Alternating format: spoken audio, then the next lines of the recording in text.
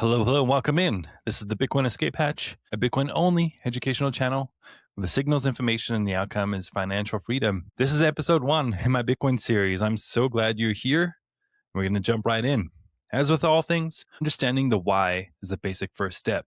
We start here with the most important question of all, why Bitcoin exists and why it matters for your future. We are, without exaggeration, witnessing a paradigm shift of genuine consequence. For generation, money has operated under a single unavoidable contract. Entrust the fruits of your labor, your time, sweat, and life energy to institutions like banks, central banks, and governments, and presume they will steward it with restraint and fairness. History, however, has rarely honored this presumption. And why I say that? Inflation has become an aberration rather than a structural feature. It's like a stealth tax dressed as the respectable attire of monetary policy. I still recall the night it ceased being abstract for me. Opening my banking app one night, guarding the balance I'd painstakingly built through years of hard work, and realizing how it purchased much, much less than even just months prior. I just had my most successful year of shooting weddings. I had more money in my bank than I'd ever had before, but it felt like nothing. I'd worked my butt off. I was working a 6-figure full-time job during the week and shooting weddings on the weekends, sometimes 2 weddings on the weekends, and I still felt like I was getting nowhere. Groceries had risen sharply. Rent had just skyrocketed.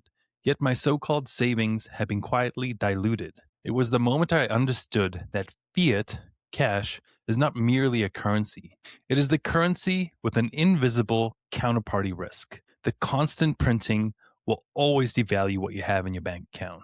This isn't just some abstract economic concept. It's the silent thief that steals from your future self, from your family's security, and the legacy you hope to build. The US and Canadian dollar have lost 96% of their purchasing power since the conception of their central banks. In just the last 5 years alone, the cumulative inflation hit 24 to 26%, meaning that just $100 buys $74 to $76 worth of goods. Think of that in money you earn. Has your salary gone up 20% over the last 5 years? If not, you're falling behind.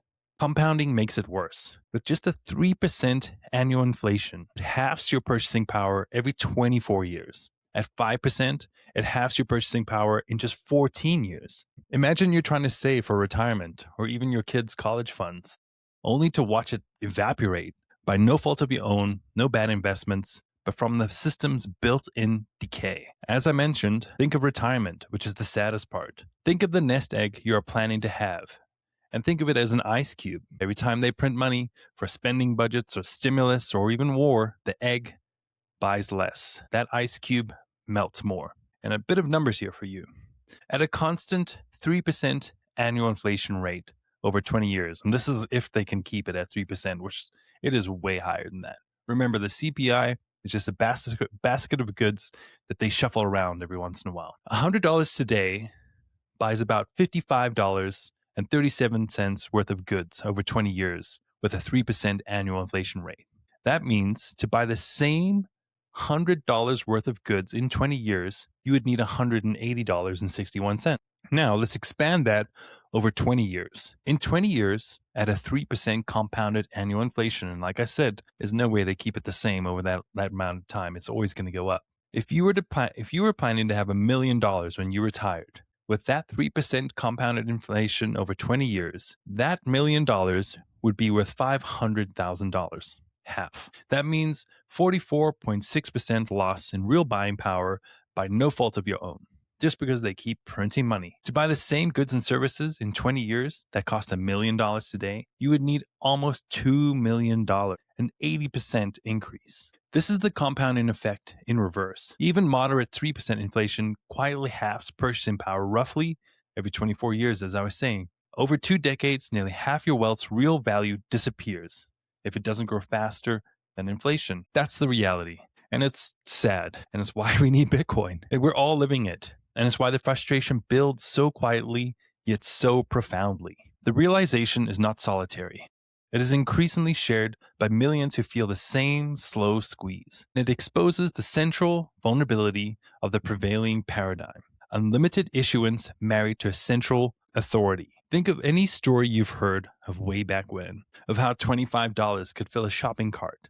And just the other day, and this is real numbers, I bought milk, 3 sirloin steaks, a bag of potatoes, and a bag of granola. And it cost me $107.83. I was floored. Anyways, these aren't nostalgic tales. They're a stark reminder of how the system's design chips away at our efforts, turning what should be progress into a constant battle against erosion. Even worse is the hidden inequality baked in. This is called the Cantillon effect. When new money is printed, it doesn't spread evenly. The closest to the money printer, the source, banks, large institutions, governments, elites, they get it first. They can buy assets, real estate, stocks, and resources at pre-inflation prices. By the time the new money trickles down to everybody else, like you and me, through wages and loans, prices have already risen. The result? The connected get richer at the expense of everyone else. You ever wonder how politicians have these massive net worths and they only make like $150K a year? Yeah, that's why. The rest of us are left holding diluted purchasing power, chasing higher costs with the same or slower growing wages. And your taxes keep going up. This is the disappearance of the middle class right before our eyes. It's not just inflation. It's the quiet, structural transfer of wealth upwards, leaving the average family with scraps after the insiders and elites have already feasted. Think about it. When trillions are printed in bailouts or stimulus, Wall Street and big tech buy up houses and land before prices skyrocketed, while you and I face 20 to 30% higher grocery bills or rent hikes, and they tell us inflation's only 2 or 3%. It's a rigged game, where the house always wins, and we're not even at the table. It's why the gap between the haves and the have-nots keep widening, and why families like mine feel the pressure to work twice as hard just to tread water. Access is granted by permission. Revocation is possible when expediency demands it. Whether for political reasons, compliance errors, or systemic glitches, your money isn't truly yours. It's a conditional IOU from a system that can change the rules whenever they want. We've seen it happen. Accounts that get frozen for suspicious activity that's nothing more than a donation or transaction the bank doesn't like, or entire economies locked down with capital controls during crises. It's not freedom, it's fragility, where your hard-earned wealth can vanish or be inaccessible at the worst possible moment, leaving you powerless when you need it most. We need Bitcoin because the current system is designed to erode sovereignty over time. It forces us into a constant cycle. Work harder, earn more for this depreciating money, save what we can, only to watch its value leak away while the gatekeepers decide if we can even access it or move it. It punishes savers, rewards debitors and printers, and leaves ordinary people vulnerable to freezes, debasement, and loss of control over their own future. As a dad, I don't want my kids inheriting this trap, working twice as hard for half the value, always at the mercy of the gatekeepers, watching their dreams get inflated away before they even start.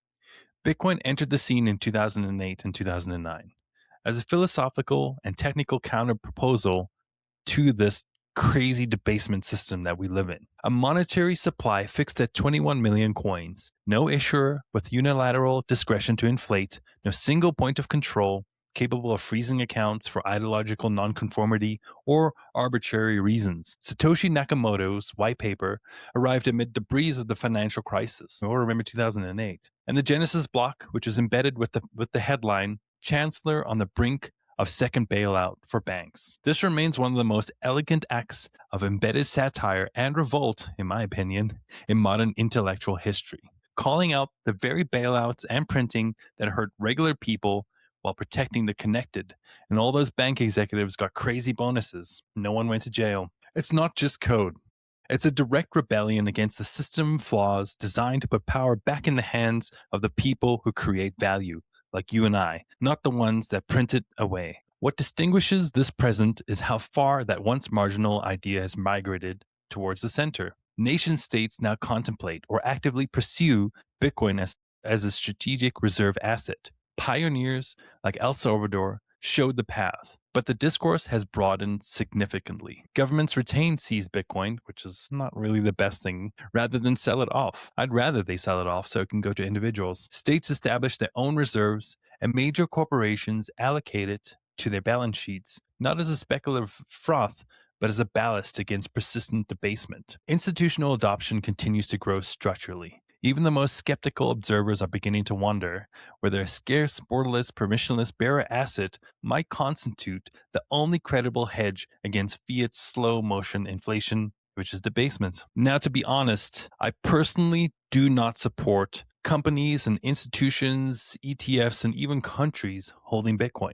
In my personal view, Bitcoin should be held by the individual. It's the whole point of a peer-to-peer network. Eliminate the people who cause the problems in the first place. But Bitcoin is for everyone, even your enemies. This isn't fringe anymore. It's the signal that the escape is real, and it's gaining traction because the system cracks are showing wider than ever. We need Bitcoin because it inverts the broken contract. No more entrusting your labor to institutions that dilute or revoke it. No more Cantillon winners taking the lion's share while you pay the price. Bitcoin gives you verifiable ownership, no permission required, 0 bar to entry, no counterparty risk from a central printer or custodian. That's what you want with your money. It's a money that can't be inflated away, frozen on a whim, or used as a tool of control.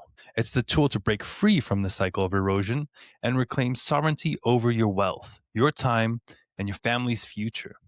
In a world where trillions are printed at a whim at the stroke of a key, Bitcoin's hard cap and decentralized network offer the only true protection, a way to preserve what you've earned against the relentless tide of debasement. I began this channel to educate as many people as I can of everything that I've just mentioned. I grew wary of observing capable individuals that remain ensnared in a system that systematically erodes their sovereignty while presenting no viable alternative. There's no other option, right? It's cash or nothing.